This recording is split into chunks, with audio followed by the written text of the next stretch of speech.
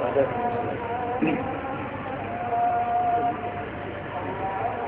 لله ما شاء الله. الحمد لله نحمده ونستعينه ونستغفره ونؤمن به ونتوكل عليه ونعوذ بالله من شرور أنفسنا ومن سيئات أعمالنا من يهده الله فلا مضل له ومن يضلل فلا هادي له ونشهد أن لا إله إلا الله وحده لا شريك له ونشهد أن سيدنا ومولانا محمدا عبده ورسوله أما بعد فأعوذ بالله من الشيطان الرجيم بسم الله الرحمن الرحيم فيهما فاكهة ونخل ورمان اللهم صل على محمد وعلى آل محمد كما صليت على إبراهيم وعلى آل إبراهيم إنك حميد مجيد اللهم بارك على محمد وعلى آل محمد كما باركت على إبراهيم وعلى آل إبراهيم إنك حميد مجيد. ہر ابتدا سے پہلے ہر انتہا کے بعد، ہر ابتدا سے پہلے ہر انتہا کے بعد ذات نبی بلند ہے ذات خدا کے بعد. دنیا میں جس قدر احترام کے قابل ہیں لوگ، دنیا میں جس قدر احترام کے قابل ہیں لوگ، میں سبھی کو مانتا ہوں مگر مصطفیٰ کے بعد. نہ میں کا ذکر نہ پینے کی بات کرتے ہیں، نہ میں کا ذکر نہ پینے کی بات کرتے ہیں، ہم اہل دل ہیں اور مدینے کی بات کرتے ہیں. نہ میں کا ذکر نہ پینے کی بات کرتے ہیں، ہم اہل دل ہیں اور مدینے کی بات کرتے ہیں. وہ مردہ دل ہیں جو قائل نہیں حیات النبی کے، وہ مردہ دل ہیں جو قائل نہیں حیات النبی کے، ہم زندہ دل ہیں اور جینے کی بات کرتے ہیں. کب یاروں کو تسلیم نہیں کب کوئی عدو انکاری ہے، کب یاروں کو تسلیم نہیں کب کوئی عدو انکاری ہے. اس کوئے طلب میں ہم نے بھی دل نظر کیا جانواری ہے. کب یاروں کو تسلیم نہیں کب کوئی عدو انکاری ہے. اس کوئے طلب میں ہم نے بھی دل نظر کیا جانواری ہے. کچھ اہل ستم کچھ اہل حشم میں خانہ گرانے آئے تھے، کچھ اہل ستم کچھ اہل حشم میں خانہ گرائے آئے تھے. دہلیز کو چوم کے چھوڑ دیا، دیکھا کہ یہ پتھر بھاری ہے. زخموں سے بدن گلزار سہی تم اپنی شکستہ تیر گنو، زخموں سے بدن گلزار سہی تم اپنی شکستہ تیر گنو. خود ترکش والے کہہ دیں گے یہ بازی کس نے ہاری ہے. معزز علماء کرام، میرے نہایت واجب الاحترام بزرگوں، مسلک اہل سنت والجماعت سے تعلق رکھنے والے وجود نوجوان دوستوں اور بھائیوں، میں نے آپ حضرات کی خدمت میں اپنے عنوان کی مناسبت سے اس آیت کریمہ کی تلاوت کی ہے کہ جس آیت کو عموماً کوئی شخص فضائل یا مناقب علماء دیوبند کے عنوان پہ تلاوت نہیں کرتا، لیکن میں نے اس آیت کریمہ کو علماء دیوبند کے فضائل اور مناقب کے حوالے سے تلاوت کیا ہے. اللہ رب العزت مجھے دلائل کے ساتھ اپنی بات سمجھانے کی توفیق عطا فرمائے. میری آج کی گفتگو کا اصل عنوان تو ہے کہ قیام پاکستان کے لیے علماء دیوبند کی خدمات کیا ہیں. بنیادی طور پر اس عنوان پر 3 موضوعات ہیں جن پر مفصل گفتگو کی جا سکتی ہے. میں اختصار سے اپنی بات عرض کروں گا، متن علماء کی خدمت میں پیش کر دیتا ہوں. آپ حضرات اہل علم ہیں، اس پر مزید گفتگو کرتے رہیں اور مطالعہ فرماتے رہیں. نمبر 1 محرکات پاکستان، نمبر 2 قیام پاکستان اور نمبر 3 تعمیر پاکستان. اگر اس سے آگے بڑھے تو کہیں گے نمبر 4 استحکام پاکستان. ایک تو اس بات پر گفتگو ہونی چاہیے کہ پاکستان بننے کے عوامل محرکات اسباب کیا تھے. نمبر 2 جب پاکستان بنا ہے تو پاکستان کو بنانے والے کون تھے. اور کس طرح پاکستان کو بنایا گیا یا تعمیر کیا گیا، اسے تعمیر پاکستان کا عنوان دیں۔ اور نمبر 3 یہ بات دیکھیں استحکام پاکستان، کہ اس پاکستان کو مستحکم اور پاکستان کو باقی رکھنے کے لیے کن کن چیزوں کی ضرورت ہے اور اس موقع پر کون کون سے لوگ کیا کردار ادا کر رہے ہیں۔ میں مفصل گفتگو میں جائے کیے بغیر ابھی 2 فروری کو وزیر اعلیٰ ہاؤس میں اجلاس تھا اور مسلک دیوبند کے 32 علماء کو بلایا گیا۔ میاں نواز شہباز شریف وزیر اعلیٰ نے اجلاس کی صدارت کی، ہمارے پنجاب کے ہوم سیکرٹری، چیف سیکرٹری اور دیگر افسران اس کے اندر موجود تھے۔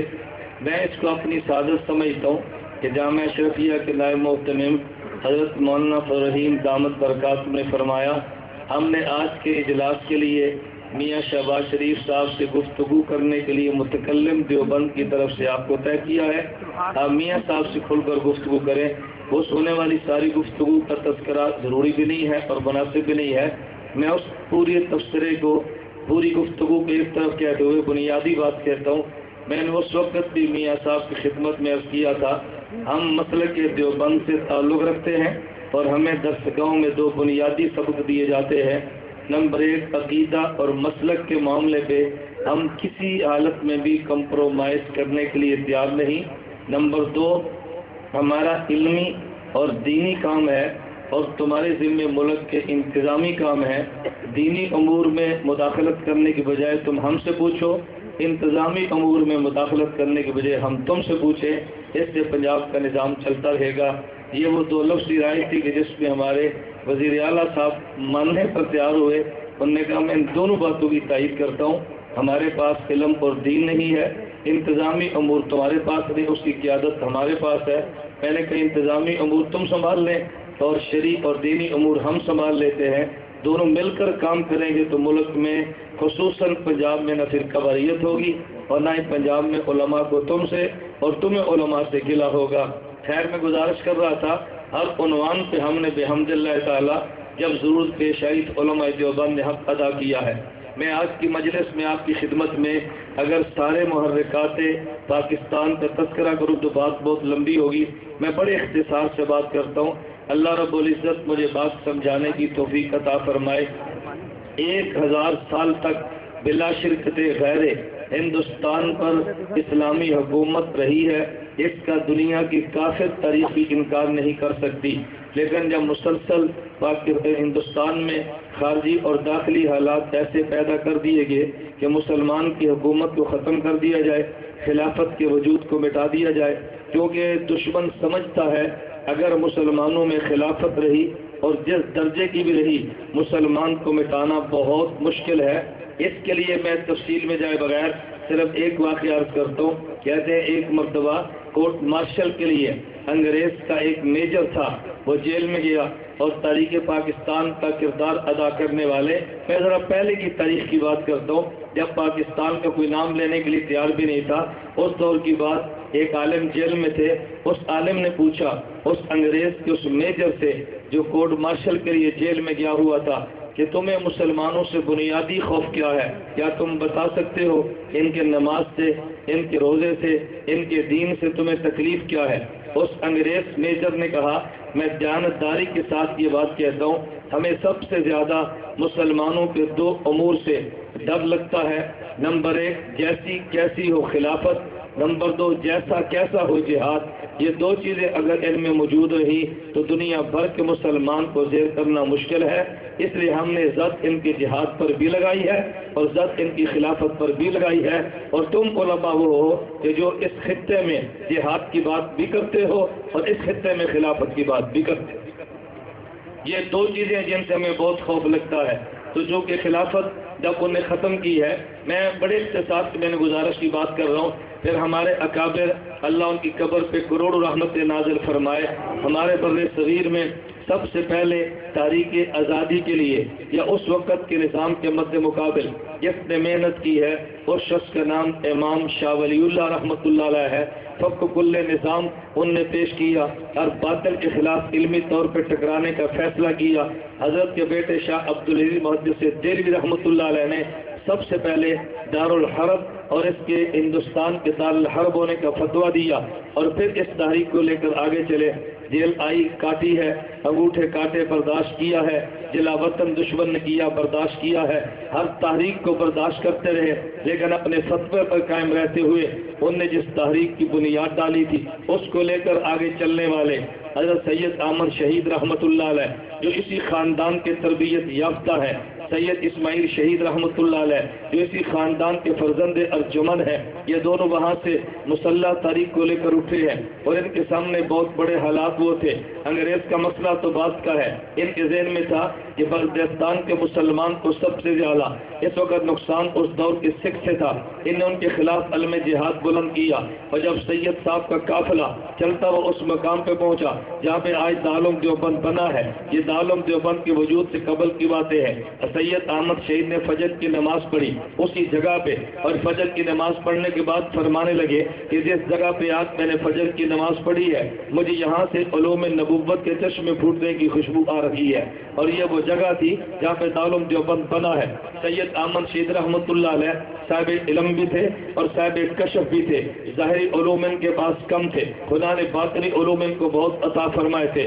حکیم علومت مولانا اشرف علی تھانوی اللہ ان کی قبر پہ کروڑ رحمت نازل فرمائے، ایک حدیث مبارک کی شرح کرتے ہوئے سید احمد شہید کا واقعہ ان لفظوں میں بیان فرماتے ہیں۔ نبی کریم صلی اللہ علیہ وسلم نے فرمایا، من عمل بما علم علمہ اللہ بما لم یعلم، جو شخص اپنے علم پہ عمل کرتا ہے اللہ اس کو وہ علوم بھی عطا فرماتے ہیں جو اس نے کی کتب میں پڑھے نہیں ہوتے۔ اس واقعہ حکیم علومت تھانوی نے بطور تائید کے پیش کیا کہ جب سید احمد شہید اور سید اسماعیل شہید رحمہ اللہ یہ دونوں حضرات ہندوستان سے چلے اور پشاور تک پہنچے ہیں، بعض علماء ہر دور میں کچھ نہ کچھ امراض ہوتے ہیں، سید اسماعیل شہید کے پاس گئے، پوچھا تمہارا نام مولوی اسماعیل ہے؟ فرمایا جی ہاں میرا نام مولوی اسماعیل ہے۔ ان نے چند ایک سوالات کیے، سید اسماعیل شہید نے جواب دیے، ان کے ذہن میں یہ تھا یہ لوگ دینی تلسگاہوں سے دور ہے، میدان جہاد کے آدمی ہے، شاید ان کے پاس علم کی دولت نہیں ہوگی، حسد میں آ کے ان کو ضد کرنا چاہا،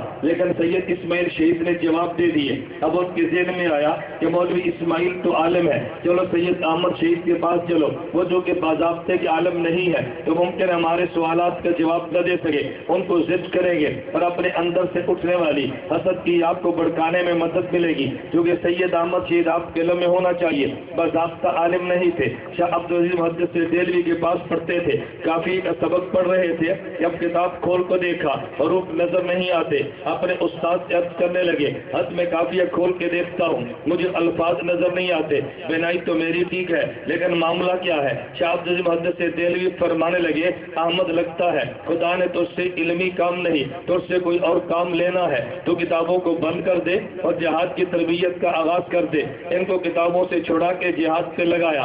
سید احمد شہید رحمۃ اللہ علیہ کے استاد شاہ عبدالعزیز محدث دہلوی نے حضرت تھانوی فرماتے ہیں چونکہ باضابطہ کتب نہیں پڑھی تھی تو ان کے ذہن میں یہ تھا ہم سوالات کریں گے جواب دے نہیں پائیں گے، ان کو ضد کرنے کا موقع ملے گا۔ جب یہ سوالات کرنے کے لوگ ان کے سامنے بیٹھے سید احمد شہید رحمۃ اللہ علیہ نے فرمایا کس لیے آئے؟ انہوں نے کہا کچھ سوالات کرنے ہمیں جواب چاہیے۔ فرمایا تم سوالات کرو، آئے تو جواب دوں گا۔ انہوں نے سوالات کرنے شروع کیے، کچھ سوالات منقولات کے تھے، کچھ سوالات معقولات کے لیے۔ منقولات سے مراد قرآن و حدیث فقہ ہے اور معقولات سے مراد ریاضی حیات اور فلکیات کے سوال تھے۔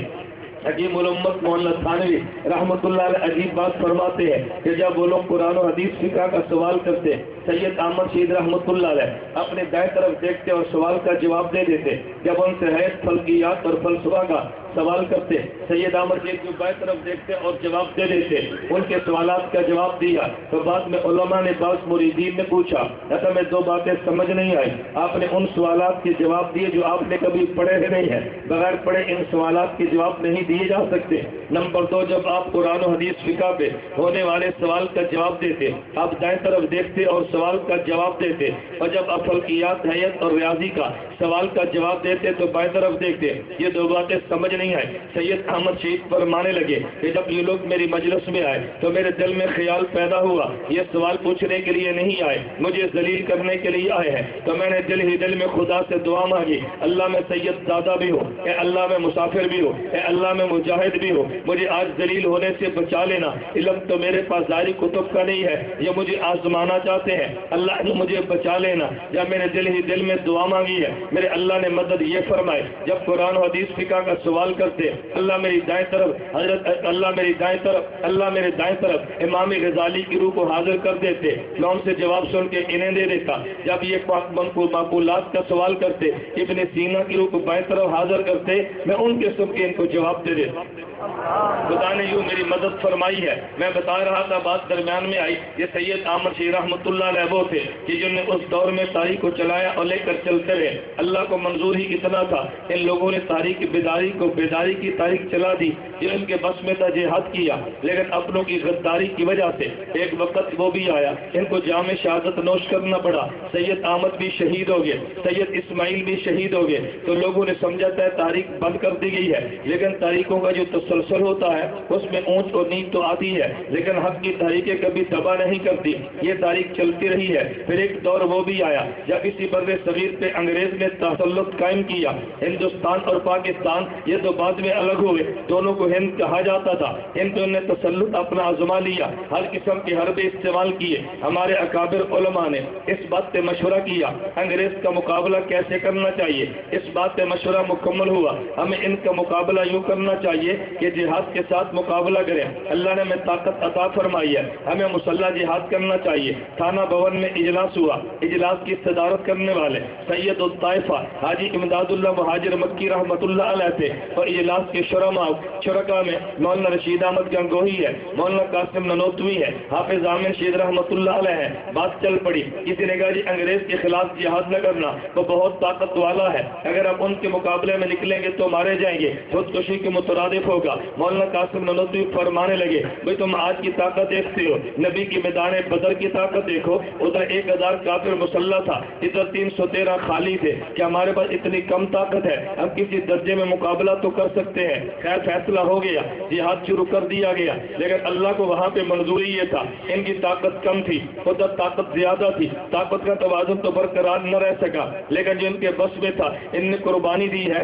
بالآخر نتیجہ یہ نکلا کہ ظاہری طور پہ شاملی کے میدان میں ان علماء کو شکست ہوئی, ان میں بہت سارے علماء شہید ہو گئے. حاجی امداد اللہ مہاجر مکی رحمۃ اللہ علیہ وہاں سے تو محفوظ منتقل ہو گئے, لیکن ان کے ورن گرفتاری جاری ہو گئے. حاجی صاحب یہاں سے چلے اور مکہ مکرمہ ہجرت کر کے تشریف لے گئے. حضرت مولانا رشید احمد گنگوہی رحمۃ اللہ علیہ خلاف کیس چلا, ان کو 6 ماہ کے لیے جیل میں ڈال دیا گیا. مولانا قاسم ننوتوی رحمۃ اللہ علیہ کے خلاف بھی پرچے کٹے, ان کے باضابطہ گرفتاری کے آرڈر چل گئے ہیں. آپ نے واقعہ سنا ہوگا. مولانا قاسم ننوتوی رحمۃ اللہ علیہ 3 دن تک روپوش رہے, اور 3 دن کے بعد پھر منظر عام پہ آگے. کسی نے پوچھا کیا ورن گرفتاری واپس لے لیے گئے؟ فرمایا واپس تو نہیں ہوئے, اشتہاری تو اب بھی باقی ہو. تو آپ پھر 3 دن کے روپوش رہ کر باہر کیوں نکلے ہیں؟ فرمایا 3 دن بھی روپوش رہنے کو دل نہیں کرتا تھا, لیکن میں نے جب پیغمبر کی زندگی پڑھی ہے, جب کفر نے ان کے خلاف اعلان کیا تھا جو نبی کو نبی کا زندہ علیہ باللہ یا حضور مبارک کا سر لائے گا اس کو 100 اور انعام میں دیا جائے گا. حضرت ابوبکر صدیق کے لیے بھی انعام یہ مقرر ہوا. میرے نبی جب وہاں سے چلے ہیں تو راستے میں غار میں حضور چھپے تو 3 دن سے زیادہ نبی کے روپوش رہنے کی اس سے زیادہ مدت ملتی نہیں ہے. تو میں نے اتباع سنت میں 3 دن روپوشی اختیار کی ہے, اس سے زیادہ نبوت سے ثابت نہیں تھا, تو میں نے زیادہ روپوش رہنا پسند بھی نہیں کیا. اس لیے مولانا قاسم ننوتوی رحمۃ اللہ علیہ پھر میدان میں نکلے ہیں. اب ان حضرات نے مشورہ کیا بتاؤ اب کیا کرنا چاہیے. انگریز کے خلاف ظاہری ہم جنگ میں تو کامیاب نہ ہو سکے, لیکن جو ہمارے پاس طاقت تھوڑی بچی ہے اگر ان کو مسلح میدان میں اتارا تو ممکن ہماری باقی طاقت بھی ختم ہو جائے. آئندہ نسلوں میں دین میں کیسے پہنچایا جائے گا؟ بالآخر فیصلہ یہ ہوا ایک ادارے کو بنیاد رکھ کے ادارے کو بنا دیا جائے. ان ادارے سے علمی اور تبلیغی اور جہادی تاریخیں اٹھیں گی اور وہ پوری دنیا میں پھیل جائیں گی. اس کا مشورہ کیا حاجی امداد اللہ مہاجر مکی رحمۃ اللہ علیہ ہے، مکہ مکرمہ میں سجدوں میں جا کے رونے لگے، خدا سے دعائیں مانگنے لگے۔ ادھر علماء نے مشورہ کر کے دارالعلوم دیوبند کی بنیاد کو رکھ دیا گیا۔ دارالعلوم دیوبند کی بنیاد کو رکھنے والوں میں 5 آدمیوں کے نام تھے۔ اس کے لیے میں نے قرآن کریم کی جو آیت پڑھی ہے اس کا تعلق ذرا ان سے جوڑ کے میں کہتا ہوں۔ ان میں 5 علماء موجود تھے۔ نمبر 1 اینٹ رکھی ہے مولانا رشید احمد گنگوہی نے، اور 1 اینٹ رکھی ہے مولانا محمد قاسم نانوتوی رحمۃ اللہ علیہ نے، اور تیسری اینٹ رکھی ہے حافظ رفیع الدین صاحب نے، چوتھی اینٹ رکھی ہے محدث احمد علی سہارنپوری نے، اور 5ویں اینٹ رکھی ہے عابد حسین صاحب نے۔ یہ 5 اینٹیں رکھنے والے تھے۔ میں نے اس جو آیت کریم پڑھی ہے اس آیت کا تعلق کیا ہے ذرا اس بات کو سمجھے۔ میں بتانا یہ چاہتا ہوں اردو زبان میں ایک لفظ چلتا ہے جسے نیک فالی کہتے ہیں، اس کو عربی زبان میں تفاعل کہتے ہیں۔ تفاعل اور نیک فالی کا مطلب کیا ہے؟ آپ کا بیٹا پیدا ہوا، آپ نے بیٹے کا نام اسد رکھا۔ کوئی بندہ کہتا ہے بھی آپ نے اسد نام کیوں رکھا ہے؟ اسد تو شیر کو کہتے ہیں۔ تو ہمارے یہاں انسان پیدا ہوا تو ہم نے اس کا نام شیر کیوں رکھا؟ آپ کہتے ہیں چونکہ شیر دلیر ہوتا ہے تو میں نے نام شیر اس لیے رکھا تھا کہ میرا بیٹا بھی دلیر ہو۔ اسے عربی میں تفاعل، اردو میں نیک فالی کہتے ہیں، اور اس کی روایات میں مثالیں بھی ملتی ہیں۔ جناب علی المرتضیٰ رضی اللہ عنہ کا بیٹا پیدا ہوا، امام الانبیاء نے پوچھا علی بیٹے کا نام کیا رکھا ہے؟ کہ حضور میں نے بیٹے کا نام حرب رکھا ہے۔ پر میں حرب تو جنگ کو کہتے ہیں، تم حرب کی بجائے بیٹے کا نام حسن رکھو تاکہ جنگجو بننے کی بجائے صلحجو بنے۔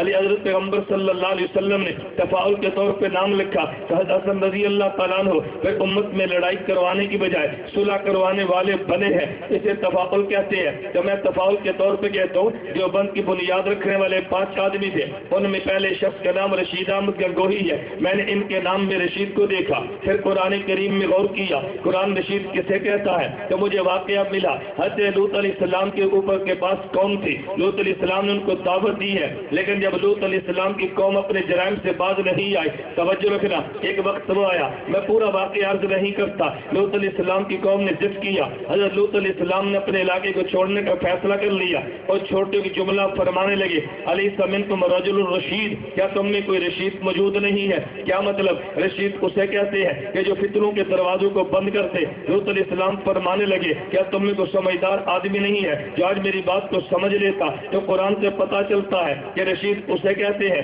کہ جو فتنوں کے دروازے بند کرے۔ تو دیوبند کی پہلی اینٹ رشید احمد گنگوہی نے رکھی ہے جس نے فتنوں کے دروازے بند کیے ہیں۔ میں نے دوسرے بندے کو دیکھا تو نام قاسم نانوتوی ہے۔ میں نے دیکھا کہ قاسم کو نیک فال میں کیا لو، صحیح بخاری مجھے حدیث ملی ہے، نبی کریم صلی اللہ علیہ وسلم نے فرمایا انما انا قاسم واللہ یعطی، اللہ عطا فرمانے والے ہیں اور میں محمد تقسیم کرنے والا ہوں۔ اس سے مراد دنیا کی دولت نہیں ہے، اللہ علم و عمل عطا کرتے ہیں، میرے نبی علم و عمل تقسیم کرتا ہے، اللہ عطا فرمانے والے، نبی علوم کو تقسیم کرنے والے۔ تو میں نے مولانا قاسم نانوتوی رحمۃ اللہ علیہ کو پڑھ کے دیکھا ہے، علوم نبوت کو جس طرح مولانا قاسم نانوتوی دنیا میں عام کیا ہے اس کی دنیا میں مثال نہیں ملتی۔ علوم نبوت کو تقسیم کرنے والا یہ قاسم نانوتوی ہے، بلکہ آپ حیران ہوں گے، ممکن ہے بعض بندے اس بات کو سمجھ بھی نہ پائے اور بعض اس بات کو سمجھ ہے۔ مولانا قاسم نانوتوی رحمۃ اللہ علیہ طالب علمی کا زمانہ ہے، اپنے پیر حضرت سید الطائفہ حاجی امداد اللہ مہاجر مکی سے بیعت ہوئے،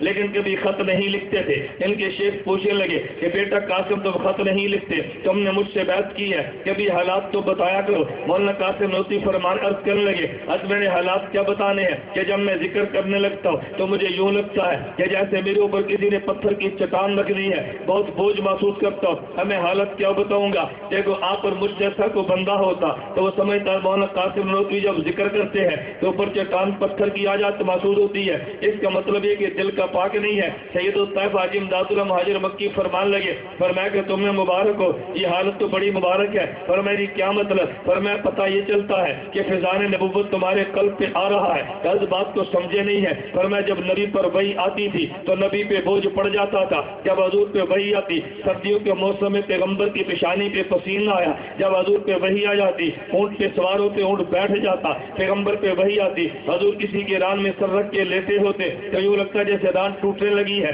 تو جب پیغمبر پہ وحی آتی تو بوجھ محسوس ہوتا، جب تم ذکر کرتے ہو تمہیں بوجھ بھی محسوس ہوتا ہے، تو پتہ چلتا علوم نبوت کے فیض تمہارے قلب پہ آ رہا ہے۔ اب یہ تعبیر کون بتا سکتا ہے؟ عام بندے کے بس میں تو نہیں ہے۔ حاجی امداد اللہ مہاجر مکی رحمۃ اللہ علیہ بہت بڑے آدمی تھے، لیکن لوگوں نے سمجھا نہیں ہے، ان کے الزامات لگے ان کی عبارات نہ سمجھنے کی وجہ سے۔ اگر عبارات کو سمجھ لیتے کبھی الزام حاجی امداد اللہ مہاجر مکی پہ نہ لگتا۔ حکیم علمت مولانا ثانوی فرماتے ہیں حاجی امداد اللہ مہاجر مکی کے ایک خلیفہ تھے بہت بڑے، ان نے خانہ کعبہ و مکہ مکرمہ حرم کعبہ میں 2 رکعت نماز پڑھی۔ نماز کے بعد ان نے مراقبہ کیا اور اللہ سے دعا فرمانے لگے، اے اللہ میرا دل چاہتا ہے یا میری جو آپ نے نماز قبول فرمائی اس پر جو مجھے نعمت عطا فرمائیں گے، میرا دل کرتا ہے مجھے وہ نعمت دکھا دیں، مجھے آپ کیا صلہ عطا فرمائیں گے۔ کہتے ہیں اللہ نے ان کو یوں دکھایا حالت کشف میں کہ ان کو ایک خوبصورت عورت ملی جسے حور کہتے ہیں، لیکن آنکھوں سے بالکل نبینا ہے۔ ان کو بڑا تعجب ہوا۔ حاجی امداد اللہ مہاجر مکی سے کہا آج میں نے 2 رکعت نفل پڑھے ہیں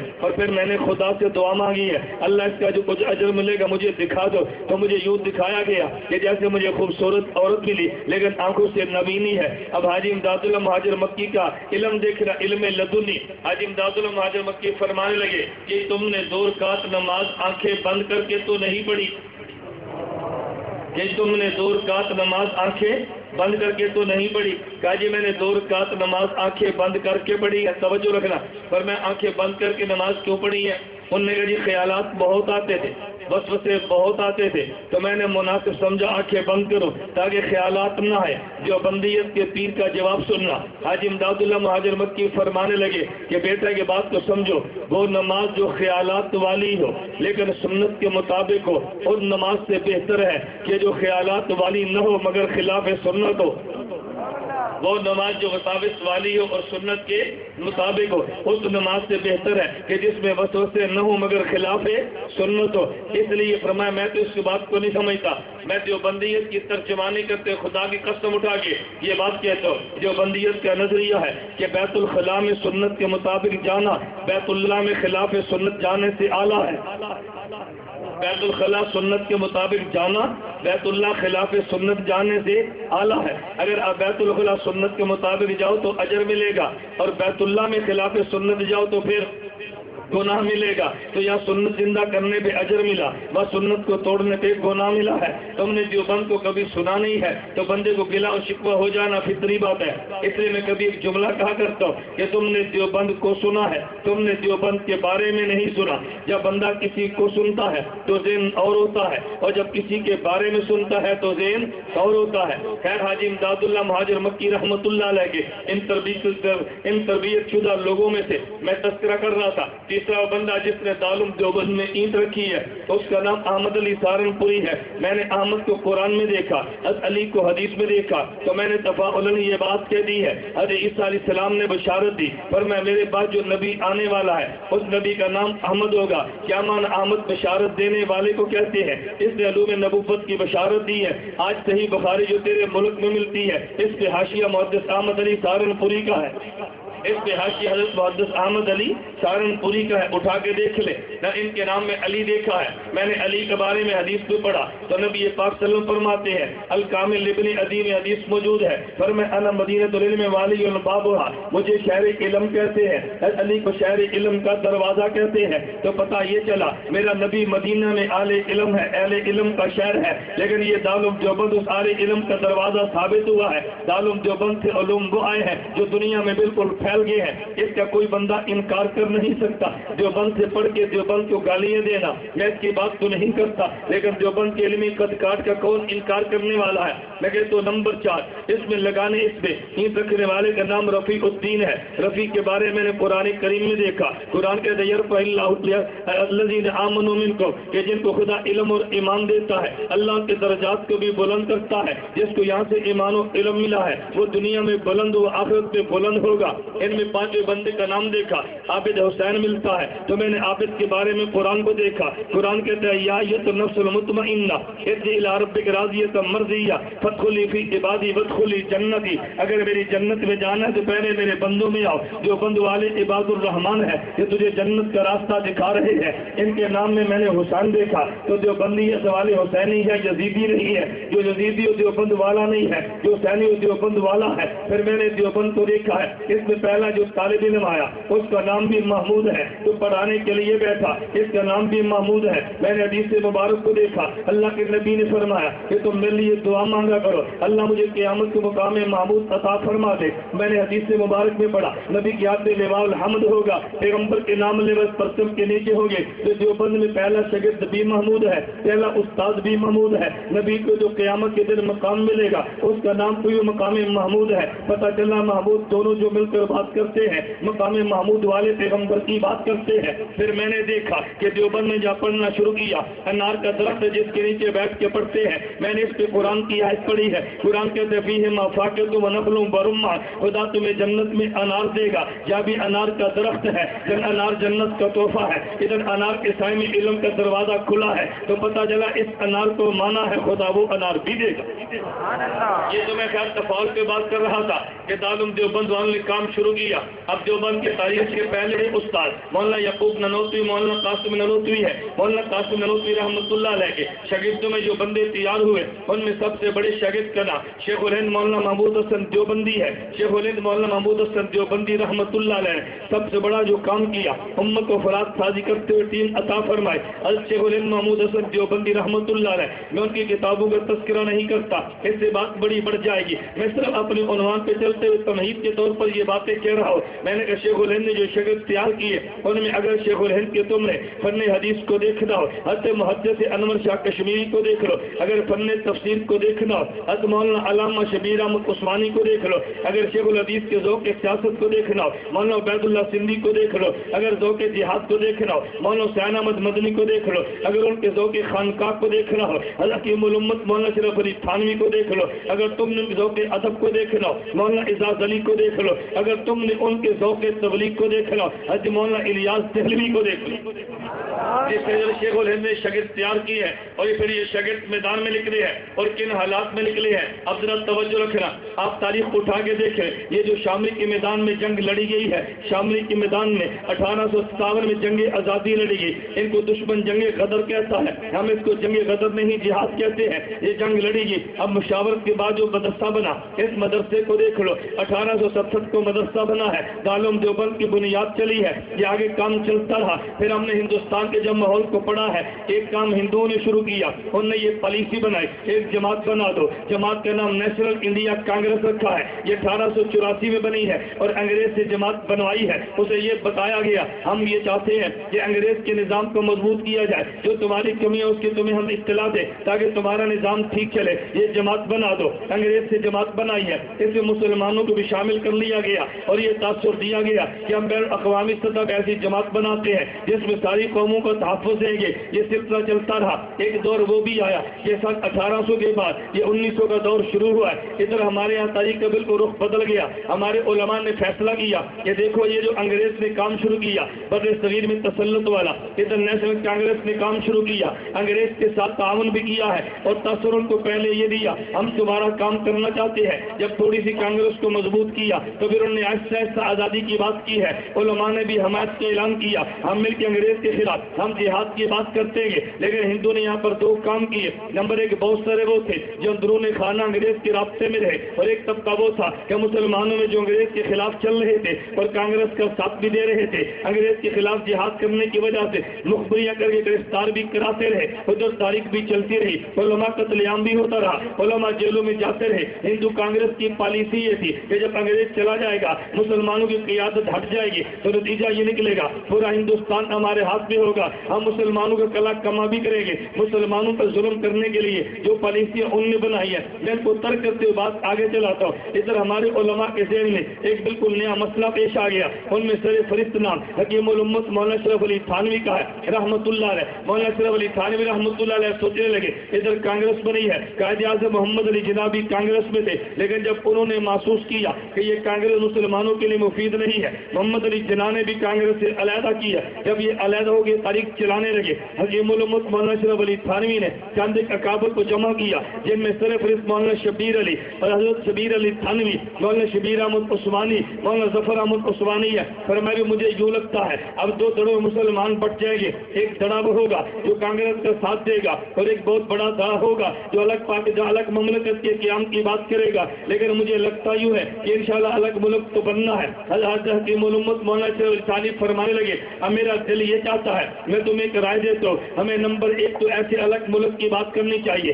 کہ جس میں مستقل مسلمانوں کی اسلامی حکومت بھی ہو، اس میں شرعی عدالتیں قائم بھی ہو، ان میں زکوٰۃ کا نظام بھی ہو، بیت المال بھی بنا ہو، احکام شریعت کا اجرا ہو۔ یہ 5 رکعتی ایجنڈا میں دیتا ہوں، لیکن اس ایجنڈے پہ عمل کون کرے گا؟ تمہارے علماء کے پاس تو دستگاہیں ہیں، عوامی حمایت شاید تمہیں نہ ملے۔ محمد علی اجنا جو مسلم لیگ چلی ہے، ممکن ہے ان لوگوں نے کام شروع کیا ہے، یہ بات تو یہ بھی ہمارے والی کرتے ہیں، تو ذرا ان کی تربیت کرنا شروع کرے تاکہ الگ جب ملک بننا لگے اور ان کے ہاتھوں میں ملک جانے لگے۔ پر میں مولوی ہے، ہم حکمران نہ بنے، لیکن جن نے کل حکمران بننا کو تھوڑا سا مولوی بنا دے۔ اس پالیسی کے مطابق حکیم الامت مولانا اشرف علی تھانوی رحمۃ اللہ علیہ نے مشاورت شروع کر دی ہے۔ مشاورت شروع کرنے کے بعد محمد علی جناح سے رابطہ کیا ہے، ادھر علماء کی کمیٹی کو بجا۔ میں بڑے اختصاص سے بات سمیٹ کر بات کر رہا ہوں، تاریخ دو رخ میں چلنے لگی۔ ایک طبقہ وہ تھا کہ جن نے کہا نہیں الگ ہندوستان سے ملک نہیں بنانا چاہیے، ہمارا الگ اکٹھے رہنے میں فائدہ ہے، ان کے دل میں دیانت داری تھی۔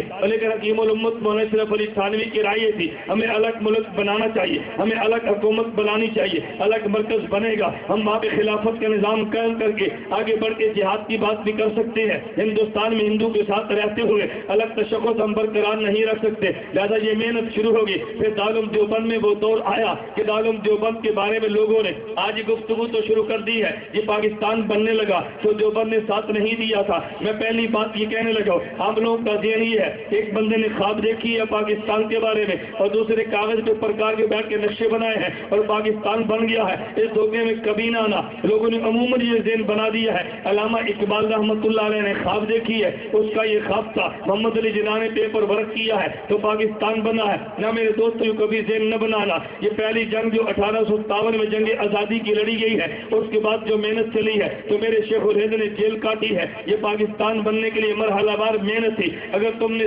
سچی بات میں کہوں گا تو پھر میں یوں کہوں گا صرف یہ خواب سے پاکستان نہیں بنا، یہ صرف ایک آدمی کے پرکار لے کر نقشہ بنانے سے نہیں بنا۔ سید احمد سے سید اسماعیل شہید کی شہادت کو دخل ہے، حافظ دامن شہید کی شہادت اس میں کام آئی ہے، مولانا گنگوئی کی جیل اس میں کام آئی ہے، شیخ الہند اور مولانا حسین مدنی کی جیل اس کے اندر کام آئی ہے، ان کی سارت بھی اس کا حصہ ہے۔ حاجی امداد اللہ مہاجر مکی کی ہجرت یہ قیام پاکستان کے لیے بنیادیں بنی ہے، تو کوئی جیل میں گیا اور کسی نے ہجرت کی ہے اور کوئی شہادت کا تاج پہ کہ دنیا سے چلا گیا ہے، وہاں سے تاریخ جب چلی ہے پھر ایک دور وہ آیا، یہ ہمارے تاثر نہیں ہے، یہ تاثر ان علماء کے ہے جو کانگریس کے ساتھ چل رہے تھے، جن میں بہت بڑا نام مولانا عبد الماجد دریا آبادی کا ہے، جن کو خلافتی عالم کہا کرتے تھے۔ مولانا عبد الماجد دریا آبادی کہنے لگے، فرمانے 1928 کی بات ہے، حکیم الامت مولانا ثانوی خدمت میں ہم گئے، تھوڑی سی بات چلی تو مولانا ثانوی فرمانے لگے مولوی عبد الماجد میرا دل یہ کرتا ہے الگ خطہ انگریز سے ہم آزادی کر کے الگ خطہ لے لیں، اس میں اور اسلامی حکومت بھی قائم کر دیں، شرعی عدالتیں بھی قائم کریں،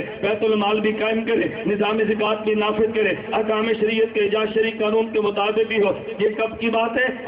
جون 1928 کی بات ہے، جون 1928 کے اندر یہ مولانا حضرت حاجی حکیم الامت مولانا اشرف علی تھانوی نے بات کی ہے، لیکن لوگ کہتے ہیں نہیں جی یہ سب سے پہلے علامہ اقبال نے تصور پیش کیا۔ ہم پوچھتے ہیں تصور کب پیش کیا؟ وہ تمہیں تاریخ بتائیں گے کہ الہ آباد کے اندر جلسہ تھا اور مسلم لیگ آل انڈیا مسلم لیگ کا اجلاس تھا اور یہ تاریخ بندی 31 دسمبر 1930 کا واقعہ ہے۔ میں نے کہا عجیب بات یہ ہے کہ 31 دسمبر 1930 تو بعد میں ہے اور جو 1928 تو پہلے ہے۔ حکیم الامت مولانا اشرف علی تھانوی نے جو تصور علماء کو دیا تھا، علامہ اقبال نے اس کو عوام میں پیش کیا ہے۔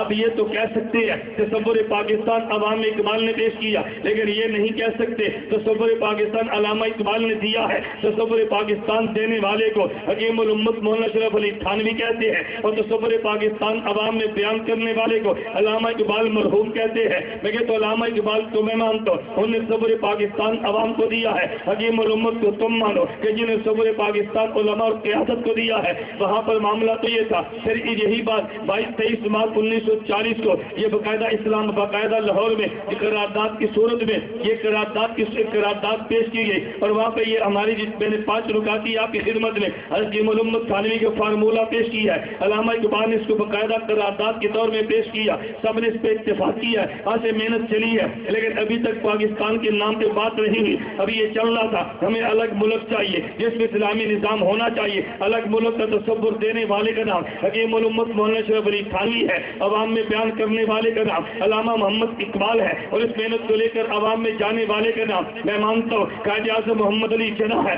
حکیم الامت مولانا اشرف علی تھانوی نے فرمایا, مولوی شبیر نے ایک بات تو بتاؤ, محمد علی جناح قیادت کر رہا ہے, اگر ہم پیچھے ہٹ گئے بتاؤ اس کی تربیت کون کرے گا؟ حکیم الامت تھانوی کا ذوق دیکھو. حکیم الامت تھانوی رحمۃ اللہ علیہ نے کئی وفود بھیجے ہیں, مسلسل گفتگو ہوئی ہے, اور میں پہلے ایک مرتبہ پڑھا تھا اور مجھے حوالے کی بڑی شدت سے تلاش تھی, یہ حوالہ مجھے ملے گا کہاں سے, بلکہ ہمارا ایک مرتبہ لاہور اجتماع تھا اور سنی اجتماع کے نام پہ جامعۃ المنظور میں اجتماع تھا, مولانا جہانوی صاحب کا بیان بھی اس وقت موجود تھا, مولانا بیٹھے ہوئے تھے, تو میں نے کہا مولانا نے سر پہ جو جناب کیپ پہنی ہے اس کی دلیل کہاں سے ملے گی؟ میں نے کہا شاید تمہیں نہ ملے لیکن تمہاری وکالت کرتے دلیل میں دے دوں گا. علماء تعجب کرنے بھی دلیل کیا ہے؟ میں نے کہا جو محمد علی جناح انگلستان سے آیا یہ بالکل سر سے ننگا رہا کرتا, یہ تھری پیس سوٹ میں چلتا تھا. حکیم الامت تھانوی کی محنت کی برکت ہے, اس نے شلوار قمیض پہنی ہے, اوپر اس نے شیروانی پہنی ہے, اور سر پہ اس نے جناب کیا پہنی ہے؟ یہ کس کی محنت ہے؟ بتاؤ نا کس کی محنت ہے؟ میں کہتا تو حکیم الامت اشرف علی تھانوی کی محنت ہے. میں نے کافی عرصہ پہلے یہ حوالہ پڑھا مگر میرے ذہن میں نہیں آ رہا تھا, میں تذبذب کا شکار تھا. میں نے قیام پاکستان کے حوالے سے پرسوں سے جتنی کتابیں میرے پاس تھی میں سب نکال کے پڑھتا رہا. کبھی مجھے ساتھی تعجب سے پوچھتے ہیں کہ مولانا تم مطالعہ کہاں کرتے ہو, تم نیند کہاں پوری کرتے ہو؟ میں نے کہ گاڑی میں سوتے ہیں, گاڑی میں مطالعہ. اب بھی اگلے جب سے کتاب میری گاڑی میں پڑھی ہوگی, سوتے بھی رہیں گے, پڑھتے بھی رہیں گے, سوتے بھی رہیں گے, پڑھتے بھی رہیں گے. مجھے ایک دوست فرما رہے تھے آج بڑے شاش پشاش نظر آ رہے ہیں. میں نے کہا رات 2:30 بجے سویا ہوں, صبح 6 بجے اٹھو, اس وقت سے لے کر ابھی تک جاگ رہا ہوں. رستے میں 1.5 گھنٹہ سو کر جو تازہ دم ہو تو میں نے تازہ دم کو دیکھا حشاش مزاج ہے, تازہ جو وضو کیا ہے. تو میں نے کہا آپ کے ذہن میں ایک بالکل حشاش مزاج ہے. مجھے ایک ساتھی تعجب سے کہنے لگا کہ مولانا آئندہ آپ کا سفر کیا ہے؟ میں نے کہا سفر بتاؤں گا تمہیں یقین نہیں آنا. کہتے پھر بھی فرمائیں تو صحیح. میں نے کہا میں سفر بتاؤں گا, آپ نے ماننا نہیں ہے, آپ نے کہنا مبالغہ آرائی سے کام لیتا ہے. میں ویسے ایک بات عرض کرتا ہوں, کہتے جی پھر بھی. میں نے کبھی یہاں سے بیان کریں گے, اگلا گجرانوالہ بیان کریں گے, وہ سو جائیں گے. جمعہ میں لالیاں پڑھانا ہے, 3 بجے چریوٹ بیان کرنا ہے, مغرب کے بعد فیصلہ آباد کرنا ہے, رات 12 بجے سرگودا کرنا ہے. 24 کو پھالیا ہوگا, 25 کو جنگ ہوگا, 26 کو دن لیا, رات مظفر گڑھ ہوگا, 27 کو دن ملتان, رات کو ٹوبہ ہوگا, 28 کو دن فیصلہ آباد, رات کو ملتان ہوگا, 29 زور کے بعد خانپور, رات کو کراچی ہوگا, 31 کو دبئی ہوگا, اور یکم میں لاہور ایئرپورٹ پہ ہوگا. کہتے ہیں اتنا سفر میں نے کہا ابھی شروع ہے, ابھی ختم تھوڑا ہوا ہے. یکم کو میں نے بیان زور کے بعد سرگودا کرنے, رات میاں والی ہوں, پھر 2 کو سرگودا, 3 کو سرگودا, 4 کو سرگودا. میں نے کہا کہ 5 کو پھر جلسہ ہے. ساری تعجب سے کہنے لگے ایک بات میں آپ کو نہیں کہوں گا, تم سب نے ہنسنا ہے, یہ نے کون سی بات شروع کر دی ہے؟ میں نے کہا 25 کو میرا زور کو نکاح ہے, مغرب کو جلسہ ہے, شاہ کو پھر جلسہ ہے. کہتے ہیں تمہارا؟ میں نے کہا جس دن میرا نکاح اس دن بھی میرے 2 جلسے ہیں, صبح ولیمہ میرے پھر 2 جلسے ہیں. کہتے ہیں 7 کو, میں نے کہا 7 کو میرا بیرون ملک کا سفر ہے. کہتے ہیں حد ہوگی. میں نے کہا ہم سید حسین احمد مدنی والے ہیں.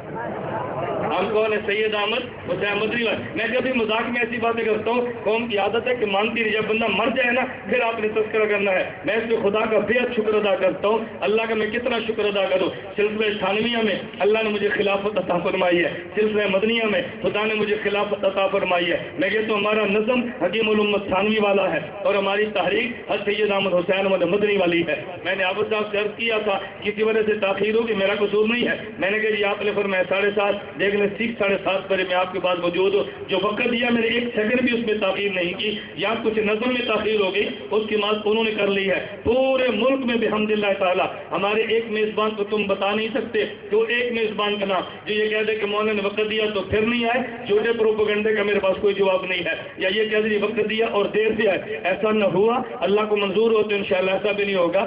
اللہ میں سے تو عافیت کے ساتھ رکھیے انشاءاللہ. میں خیر گزارش کر رہا تھا, اللہ میں بات سمجھنے کی توفیق عطا فرمائے. اللہ میں نبض کو سمجھے. ہمارے علماء دیوبند نے کس حد تک کام کیا ہے. حکیم الامت مولانا اشرف علی تھانوی کی بات میں کہہ رہا تھا, فرمایا تھانوی نے اس کے لباس کو بدل دیا, ذوق کو بدل دیا. مولانا شبیر علی کو بھیجا کہ جاؤ ان سے گفتگو کر کے آؤ. گفتگو ہونے لگی, توجہ رکھنا. انہوں نے کہا میں سوچتا ہوں کہ محمد علی جناح نماز نہیں پڑھتے, ان کو نماز پہ قائل کیسے کرو. ذرا دیوبند کا مزاج دیکھنا, کیسے حکمت عملی سے بات کرتے ہیں. فرمان لگے میرے ذہن میں تھا محمد علی نماز نہیں پڑھتا, ان کو نمازی کیسے بنائے. میٹنگ چل رہی تھی, کہتے گفتگو کے دوران دوران میں نے کہا کہ ہمیں محمد علی جناح صاحب سے جناب ایک بات تو بتائیں، اور میں بڑے شوق سے پوچھے، انہوں نے کہا تم یہ بتاؤ یہ جو تمہارا 2-4 لاکھ کا جلسہ ہوتا ہے اس میں تم نعرے کیوں لگاتے ہو؟ نعرہ تکبیر اللہ اکبر کہتے ہیں محمد علی جناب فرمانے لگے یہ نعرہ اس لیے لگاتے ہیں کہ جب نعرہ تکبیر اللہ اکبر کہتے ہیں تو کافر پہ روب پڑتا ہے۔ مولانا فرمانے لگے بات تو تمہاری ٹھیک ہے، اگر تمہارا نعرے سے مقصود کافر پہ روب ڈالنا ہے تو میں تمہیں اس سے بڑی بات کہتا ہوں کہ جس سے زیادہ روب پڑے گا۔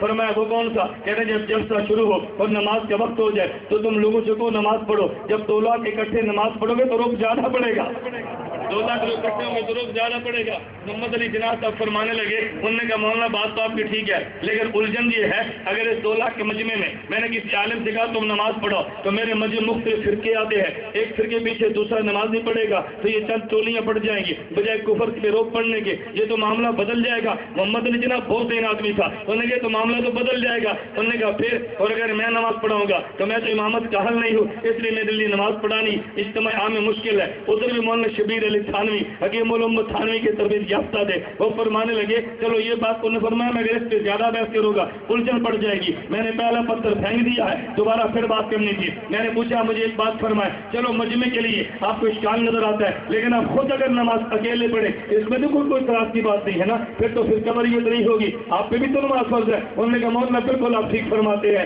میرا آپ سے وعدہ ہے آئندہ کبھی تو میری نماز چھوٹتی نہیں دیکھو گے، میرا تم سے وعدہ ہے کبھی تو میری نماز چھوٹتی نہیں دیکھو گے۔ محمد علی جناح کو نماز کو لگایا، میں کبھی ایک بات کہتا ہوں ہمارے قابل اس انداز میں جواب دیتے، یقین کریں کہ بڑے سے بڑا بندہ حیرت زدہ رہ جاتا۔ شیخ الہند رحمۃ اللہ علیہ کے بارے میں دوران مطالعہ عجیب واقعہ پڑھ رہا تھا، شیخ الہند مالٹا کی جیل میں تھے اور یہاں یو پی کے گورنر کا سیکٹری یا ہندوستان سے چلا اور انگلستان جا رہا تھا، راستے مالٹا میں اسیروں سے ملا، قیدیوں سے، انہوں نے کہا مجھے قیدیوں سے ملا۔ شیخ الہند مولانا محمود حسن دیوبندی سے ملا، ذرا توجہ کرنا، اب پرانے جیل کتنا عجیب سوال کیا، اگر اس سوال کا جواب کیا دیں گے، جیسے جیل بڑھ جائے یا جیل کم ہو جائے، جواب یوں دینا ہے کہ جواب ٹھیک بھی ہو اور جیل کی مدت بڑھے بھی نہ۔ انہوں نے کہا مولانا محمود الحسن مجھے ایک سوال کا جواب تو دو۔ فرمایا کیا سوال ہے؟ انہوں نے کہا بتاؤ ہندوستان دارالحرب ہے یا ہندوستان دارالحرب نہیں ہے؟ توجہ رکھنا، ہندوستان دارالحرب ہے یا دارالحرب؟ اگر کہتے ہیں کہ دارالحرب نہیں ہے وہ کہے گا ڈر گیا ہے جیل کی وجہ سے، اگر کہتے ہیں دارالحرب ہے تو انہیں جیل اور بڑھا دینی ہے،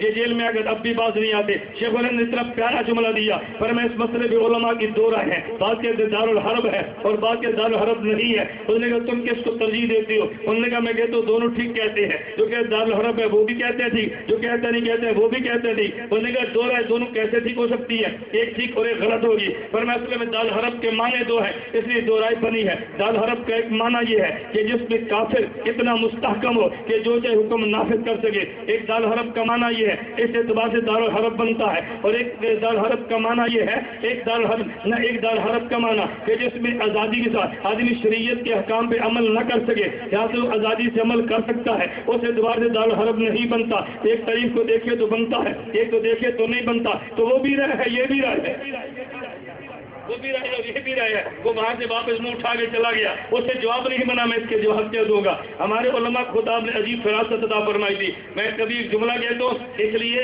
کہ یہ مقلد امام اعظم ابو حنیفہ رحمۃ اللہ علیہ کے امام اعظم جیسے جواب دیتے تھے نا، کبھی آپ امام صاحب کے مناظر سوالات اور جوابات پڑھے۔ میں ایک واقعہ پڑھ رہا تھا حضرت امام اعظم ابو حنیفہ کے بارے میں، ان سے ایک ہجڑے نے سوال کیا۔ کس نے سوال کیا؟ دوسرا ہجڑے نے سوال کیا۔ حضرت امام صاحب کہنے لگے جی میرے 2-4 سوال ہیں، فرمایا تم کرو سوال پوچھنے لگا۔ انہوں نے کہا جی میرا پہلا سوال یہ ہے کہ بتائیں دنیا کا وسط کون سی جگہ ہے درمیان؟ فرمایا یہی جگہ جہاں تو کھڑا ہے، اگر نہ یقین ہے تو ناپ کے دیکھ لے۔ اس نے کہا یہ مجھے یہ بتاؤ دنیا میں چوپائے زیادہ یا 2 پائے والے زیادہ؟ فرمایا کہ نہیں، فرمانے لگے کہ چوپائے زیادہ، اگر نہ یقین ہے تو گن کے دیکھ لے۔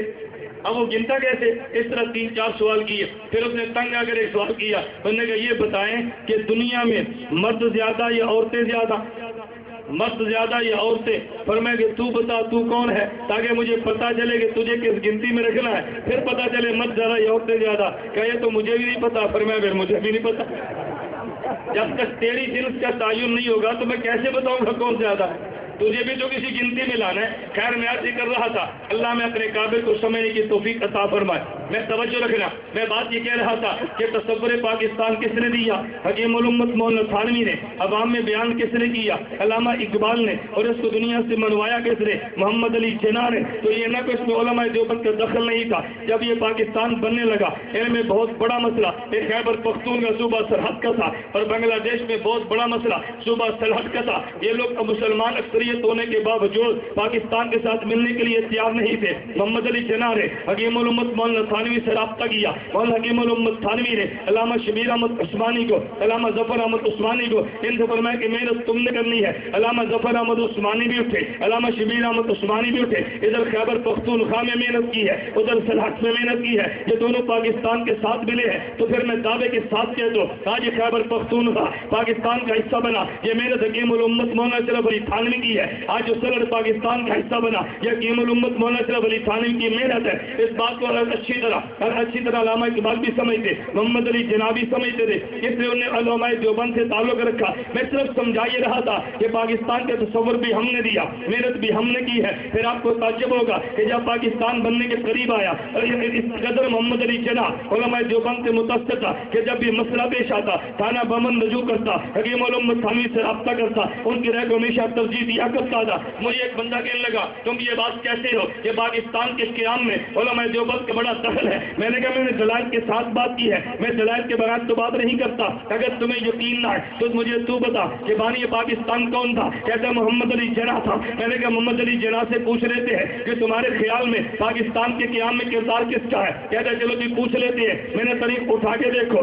جب پاکستان بنا ہے ادھر مشرقی پاکستان جسے بنگلہ دیش کہتے ہیں، ادھر یہ مغربی پاکستان، یہ دونوں پاکستان بن گئے تھے، اب یہ بننے لگے ہیں۔ مسئلہ یہ بنا تھا کہ پاکستان کے پرچم کس نے لہرانا ہے؟ عام بندے سے پرچم کوئی نہیں لہرا تھا، دشمن کو کبھی پرچم دیا کوئی نہیں کرتا۔ علامہ محمد علی جناح کہنے لگے حکیم الامت تھانوی کو یہ دونوں پرچم تمہارے ذمہ ہے، اپنے علماء کا انتخاب کرو۔ پھر جب انتخاب طے ہوا، ادھر بنگلہ دیش میں مشرقی پاکستان میں پاکستان کے پرچم لہرانے کے لیے جس شخص کا انتخاب ہوا اسے مولانا ظفر احمد عثمانی کہتے ہیں، جو محدث دارالعلوم دیوبند ہے۔ اور جب ادھر انتخاب ہوا علامہ شبیر احمد عثمانی کا، ان نے پاکستان کے پرچم یہاں پہ لہرایا، انہیں دارالعلوم دیوبند کے صدر محتمل کہتے ہیں۔ اگر ان کو اعتماد نہیں تھا تو مجھے بتائیں کہ حوالے پرچم کیوں کیا ہے؟ پھر محمد علی جناح جب بیمار ہوئے، ان نے سمجھا شاید اس حالت میں زندہ نہ رہ سکوں، اب دنیا سے چلا جاؤں گا۔ انہوں نے کہا میرا جنازہ وہ پڑا ہے جسے علامہ شبیر احمد عثمانی کہتے ہیں، میرا جنازہ علامہ شبیر احمد عثمانی پڑا ہے۔ مجھے تو بتا تیرا باپ فوت ہو جائے تو جنازے کے لیے وصیت تیرا والد جو کرے گا اپنے تعلق والے کی یا دشمن کی کرے گا؟ پتہ یہ چلا کہ بانی پاکستان محمد علی جناح کی نگاہ میں اس قدر احترام تھا، پرچم بھی ان سے لہرایا ہے اور اپنا جنازہ بھی ان سے پڑھوایا ہے۔ جب کئی لوگوں نے کہا وہ جی محمد علی جناح تو مسلمان شیعہ تھا، میں نے کہا شیعہ گھر میں پیدا ہونا اور بات ہے اور آپسی ہونا اور بات ہے۔ مجھے کبھی تم میں بھی تعجب ہوتا ہے تم کیوں پوری محنت دوسرے کے کھاتے میں ڈال دیتے ہو؟ حکیم الامت تھانوی نے اس کو یوں بدلا ہے، حکیم الامت تھانوی نے یوں بدلا ہے۔ آپ کتاب پڑھو جا کے، کتاب کا نام ہے تعمیر پاکستان اور علماء ربانی، منشی عبدالرحمان اس میں لکھ رہے ہیں، فرماتے ہیں کہ محمد علی جناح اگر یہ خاندان شیعہ سے تعلق رکھتے تھے لیکن حکیم الامت مولانا تھانوی کی محنت کا نتیجہ تھا۔ انہوں نے اس مسئلے کو یوں خیر آباد کہا کہ جو نماز پڑھتے وہ بھی مسلک اہل سنت والجماعت کے مطابق ہی پڑھا کرتے تھے۔ جب دنیا سے جانے لگے تو جنازے کے لیے بھی سنی عالم مولانا شبیر احمد عثمانی کو فرمایا۔ جب پاکستان کے پرچم لہرانے لگے تبھی مولانا شبیر احمد عثمانی اور ظفر احمد عثمانی کو فرمایا۔ میں کہ صرف سنی نہیں، سنیوں میں بھی حنفی، حنفی نہیں حنفیوں میں بھی دیوبندی، صرف سنی نہیں، سنی کے ساتھ حنفی اور حنفی کے ساتھ دیوبندی میں توجہ رکھنا۔ میں ایک آخری بات کہتا ہوں، مجھے بندہ کہتا ہے یہ بہت سارے علماء تو مخالف بھی تھے، میں نے کہا مجھے مخالف کا نام تو بتائیں۔ کہا شیخ العرب العجم مولانا حسین المدنی رحمۃ اللہ علیہ۔ میں نے کہا تو ان کی رائے کو پورا سمجھا نہیں ہے، اس لیے تجھے جھگڑا، تجھے اختلاف تجھے سمجھ آیا۔ حکیم الامت تھانوی کی رائے اور تھی اور حضرت کی رائے بالکل الگ تھی۔ ان دونوں کی رائے میں فرق یہ تھا، حکیم الامت تھانوی فرماتے اگر پاکستان الگ ملک بن گیا اس سے کام نفاذ اسلام میں آسانی ہوگی۔ حضرت کی رائے یہ تھی اگر تم پاکستان لے کر الگ چلے گے، ادھر ہندو کی اکثریت ہے، مسلمانوں کی اقلیت ہے، یہ مسلمان کس کھاتے میں رہ جائیں گے، ان کو اکٹھا رہنے دو تاکہ جس سے مسلمان زیادہ ہے وہ اسلام نافذ ہو جائے اور جس میں ہندو زیادہ ہے وہ ہندو ازم کا غلبہ ہوگا، لیکن وہاں پہ اقلیت میں ہم ہوں گے یا اقلیت میں وہ ہوں گے تو نتیجہ یہ نکلے گا اسلامی صوبوں میں اسلامی نظام چلے گا، یہ ہندوستان میں ہندو بھی رہیں گے اور مسلمان بھی رہیں گے۔ آج بھی تو یہ ہوا، ادھر پاکستان بنا ادھر ہندوستان بنا، ادھر تم نے اسلام کی بات کی ہے تو کفر کی بات کی ہے. فرماتا ہے اگر الگ رہیں گے تو فائدہ یہ ہوگا. رائے اپنی اپنی تھی لیکن اپنی اپنی رائے کے باوجود دونوں میں پیار بھی, دونوں میں محبت بھی, دونوں میں پیار بھی اور دونوں میں توجہ رکھنا. دارالعلوم دیوبند کے 5 بڑے بڑے عہدے تھے. کتنے عہدے؟ ذرا اپنے مسئلہ سمجھنا ہے کہ دارالعلوم دیوبند کے ہر افراد جو پاکستان کے ساتھ تھے وہ زیادہ تھے یا جو الگ ملک کے حاملی وہ زیادہ تھے؟ کتنے بڑے عہدے؟ نمبر 1 توجہ رکھنا صدر سرپرست, نمبر 2 صدر محتمم, نمبر 3 صدر مدرس, نمبر 4 صدر مفتی اور نمبر 5 محتمم. کتنے بنے؟ سرپرست حکیم الامت مولانا اشرف علی تھانوی پاکستان بنانے والے, صدر مدرس علامہ شبیر احمد عثمانی پاکستان بنانے والے, صدر مفتی محمد شفیع پاکستان بنانے والے. توجہ رکھنا. اور اسی طرح محتمم حضرت قاری محمد طیب قاسمی پاکستان بنانے والے, صدر مدرس شیخ العرب والعدل حضرت حسین احمد مدنی رحمۃ اللہ علیہ 5 بڑے منصب والوں میں سے 4 پاکستان بنانے کی جنگ لڑ رہے تھے اور ایک پاکستان بنانے کو روک نہیں رہا تھا, صرف ہلکی سی رائے دے رہے تھے. لیکن جب پاکستان بنا ہے انہیں مولانا حسین مدنی نے مولانا محمد لاہوری سے فرمایا اب تم پاکستان چلے جاؤ, پاکستان کی حفاظت کرو. ایک جگہ میں تنازع ہوتا ہے اس جگہ مسجد بننی چاہیے کہ نہیں بننی چاہیے, لیکن جب مسجد بن جائے اس مسجد کا تحفظ ضروری ہوتا ہے. اس کو مسجد سمجھ کے تحفظ کرنا ہے. احمد علی کو وہاں حضرت لاہوری کو یہاں پہ بھیج دیا گیا. میں نے کہا ایک تمہیں مخالف نظر آیا وہ بھی قیامت پاکستان کی تک رائے دیتے رہے, لیکن جب قیام پاکستان ہوا ہے رائے بدل کے پاکستان کی حمایت میں آگے ہیں. پھر شیخ پورا کے دوستوں توجہ رکھنا, میں ایک جملہ کہنے لگا ابھی تم پاکستان کے حالات کو دیکھ لو. بہت سارے معاملات میں جب بھی تاریخیں اٹھی ہیں علماء دیوبند نے کردار ادا کیا ہے. علماء دیوبند کو جیل جانا پڑا, برداشت کیا ہے. علماء دیوبند کو شہید ہونا پڑا, ان نے برداشت کیا ہے. ان پہ پابندیاں لگی ہیں, برداشت کیا ہے. لیکن تمہیں تعجب ہوگا یہ خود جیل میں گئے ہیں لیکن یہ اسلحہ پھر بھی نہیں اٹھاتے. ان نے قید و بند کی صورتیں برداشت کی ہے, اسلحہ پھر بھی نہیں اٹھا رہے, خود شہید ہو رہے ہیں لیکن ملک میں اسلحہ پھر بھی نہیں اٹھاتے. لوگ کہتے ہیں یہ بزدل ہے, میں نے کہا بزدل نہیں ہے, اصل وجہ یہ ہے علماء دیوبند سمجھتے ہیں کہ پاکستان بنایا بھی ہم نے ہے, پاکستان کو بچانا بھی ہم نے ہے, پاکستان کو بنایا بھی ہم نے ہے, پاکستان کو بچانا بھی ہم نے ہے. تو جب ہم نے بنایا ہے ہم پاکستان کو ٹوٹتا ہو برداشت تو کر نہیں سکتے, اس لیے قربانی دے کر بھی ہم کبھی کبھی جنگ نہ لڑنے کی پالیسی بنا لیتے ہیں. اور ہم کارکن سمجھتا ہے وہ جی بزدل ہے, میں نے کہا بزدل نہیں ہے. حکمت عملی کا تقاضا یہ تھا, وہ سمجھتے ہیں نانا جو اسلحہ تو نے یہاں استعمال کرنا ہے پڑوسی ملک میں استعمال کر. دنیا میں بڑی طاقت کبھی روس تھی اس کو وہاں پہ توڑا ہے, آج بڑی طاقت امریکہ ہے اس کو وہاں پہ توڑ دے. جب روس بھی افغانستان میں برباد ہوا یہ امریکہ بھی برباد ہوا. بڑی طاقتیں جب مٹ جائیں گی تو پھر اسلام کے نفاذ میں تیرے راستے میں کوئی رکاوٹ نہیں رہے گی. اللہ ہمیں علماء دیوبند کی پالیسی کو سمجھنے کی توفیق عطا فرمائے. اور میں نے اتنی گزارش کی ہے کہ قیام بھی ہمارا ہے, میں نے کہا محرکات بھی ہم ہیں, محرک بھی ہم, معمر بھی ہم اور اس کو مستحکم کرنے والے بھی ہم. یہ تینوں کام اللہ نے علماء دیوبند کو دیے ہیں. اللہ رب العزت ہم سب کو علماء دیوبند کی قدر کرنے کی توفیق عطا فرمائے. اس بات کی مکمل وضاحت نبی کریم صلی اللہ علیہ وسلم جب دنیا سے رحلت فرما گئے تھے آخری کلمات یا رب امتی کے الفاظ ان کے بارے میں جبکہ شمائل شرح جو مولانا عبدالحقان لکھی ہے اس بات موجود ہے. مولانا فلاں مولوی اس کا انکار کرتے ہیں. ایک تو میں آپ خدمت میں گزارش کرتا ہوں آپ یہ شفقت فرما لیا کرو کہ جس موضوع پہ بیان ہوتا ہے جتنے اس موضوع پہ دے دیا کرو. آج اس موضوع پہ ٹیسٹ پہ جتنے دیتے تو زیادہ فائدہ ہوتا نا, اس کا بہت خیال فرمایا کرے. اگر کوئی مولوی انکار کرے تو اس کو کوئی شمائل ترمذی کا انکار کرے, ہمارا انکار کیوں کرتا ہے؟ شمائل ترمذی دورہ حدیث کے نصاب میں شامل ہے تو حدیث کے انکار کرنے والے کو منکر حدیث کہتے ہیں نا. اللہ ہم سب کے انکار حدیث کے فتنے سے محفوظ رکھے. جماعت کا چلہ 4 ماہ میں نے گزارش کی ہے جو موضوع کے متعلقہ چٹا اس کے جواب ہے تو لے لیں, اگر نہیں پھر انشاءاللہ آئندہ جب سے میں ساری چٹی آپ بیان فرما دیں. پھر وہ امام کوفے والا حیات النبی صلی اللہ علیہ وسلم میں نے گزارش کی ہے کہ جس موضوع پہ جلسہ ہو نا, میں توجہ رکھے ایک منٹ میری بات کو سن لیں. میں کہا کرتا ہوں کہ جو جلسے کا میزبان ہے جلسے کے حوالے سے پالیسی اس سے پوچھا کرو. ہمارے دوست کہتے ہیں جلسہ اس کا ہو بیان ہمارا ہو. میں نے کہا جب آپ نے اپنی چٹی اپنا بیان کروانا ہو نا اپنی کوٹھی میں اپنے محلے میں جلسہ کروا کے چٹو کا شوق پورا کر لیا کرو. کہہ رہے اپنے کار نہیں کرا سکتے وہ کار ساڑی لڑائی لا. میں نے کہا ایسا نہیں ہوگا جیسے مجھے آج فرمایا تھا میں نے اس موضوع کو بیان کیا ہے. باقی اللہ توفیق عطا فرمائے کہ پھر صحیح اللہ ہم سب کو بات سمجھنے کی توفیق عطا فرمائے. باخر دعوانا ان الحمد للہ رب العالمین.